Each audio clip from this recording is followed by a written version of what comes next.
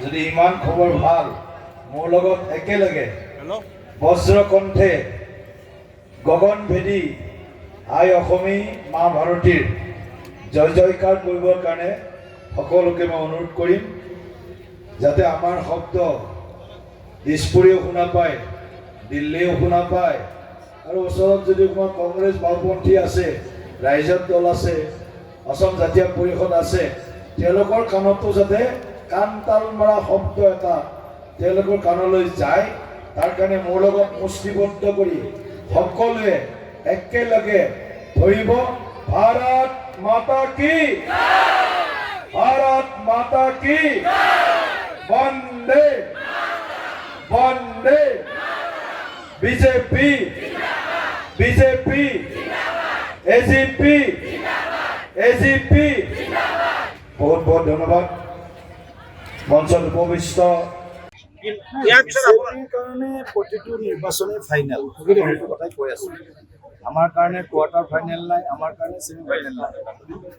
সমশক্তি parliament ইলেকশ্যনতো লগাইছোঁ, সমশক্তি পঞ্চায়ত ইলেকশ্যনতো লগাইছোঁ।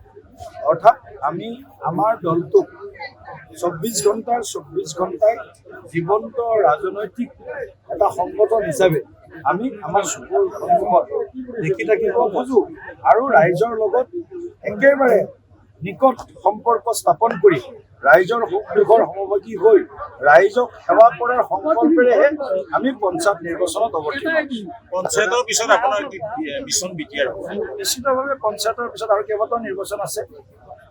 আপোনাৰ মিচিং অট'নমাছ কাউন্সিল আছে, সোণোৱাল কছাৰী অট'নমাছ কাউন্সিল আছে, তাৰপিছত আমাৰ শিলচৰ মিউনিচিপাল কৰ্পৰেশ্যনৰ নিৰ্বাচনটো চাগে মুখ্যমন্ত্ৰী ডাঙৰীয়াই কৰিব। তাৰপিছতে আমাৰ বিটিআৰ নিৰ্বাচন আৰু বিটিআৰৰ পিছতে আমাৰ এছেম্বলি ইলেকশ্যন 2026। এই বছৰটো ৰাভা হচুমুৰি আৰম্ভ হৈছে আৰু একেবাৰে অহা বহাগ মাহৰ আৰম্ভণিৰ আগে আগে বিধানসভা নিৰ্বাচন 2026 এই বছৰটো সামৰণি পৰিব। পঞ্চায়ত নিৰ্বাচনত যে মিত্ৰতা হৈছে তেনেহ'লে বিটিআৰতো মিত্ৰতা হ'ব নেকি? চাই লওঁ, এতিয়ালৈকে আমিতো কোনো ইলেকশ্যনত মিত্ৰতা কৰা নাই ইয়াৰ পূৰ্বে, কিন্তু পোষ্ট ইলেকশ্যন বা চৰকাৰ চলোৱাৰ সময়ত আমি মিত্ৰতা কৰি আছোঁ। কেন্দ্ৰতো UPPL আমাৰ লগত আছে, দিছপুৰতো UPPL আমাৰ লগত আছে আৰু UPFও দিছপুৰত আমাৰ লগত আছে সকলোৰ কোঅৰ্ডিনেশ্যন। গতিকে আমাৰ দলীয় আলোচনা হ'ব, আটাইকেইটা দলৰ লগত কথা বতৰা পাতি আমি উচিত আৰু বিটিআৰৰ স্বাৰ্থৰ হকে আমি উপযুক্ত সিদ্ধান্ত গ্ৰহণ কৰিম।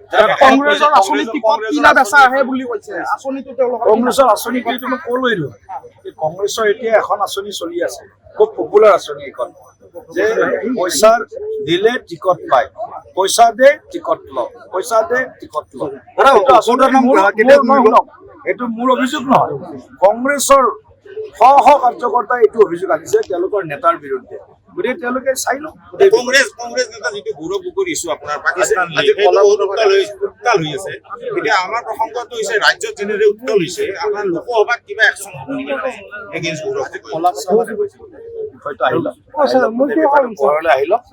এইটো যিহেতু যিকোনো খবৰৰ বাবে যোগাযোগ কৰক 7099017330 লগতে 7099017110 নম্বৰত।